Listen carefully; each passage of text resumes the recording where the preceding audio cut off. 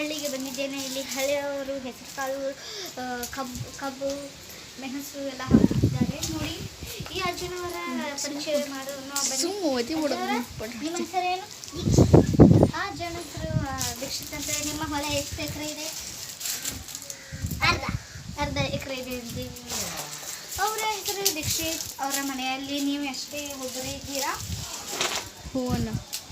ನಾನು ಹೋಗ್ತೀನಿ. ಅವರು ಒಬ್ಬರೇ ಇದ್ದಾರಂತೆ. ಅವರು ಬಿಸಿಲಲ್ಲಿ ದುಡಿತಾರೆ, ಮಳೆಯಲ್ಲಿ ದುಡಿತಾರೆ.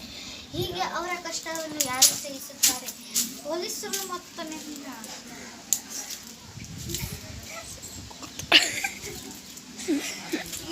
ಮಳೆಯಲ್ಲಿ ದುಡಿತಾರೆ, ಆದರೆ ನಾವು ಶೋಕಿ ಮಾಡುತ್ತೇವೆ. ಶೋಕಿ ಎಂದರೆ ಗೊತ್ತಿದೆಯಲ್ಲ,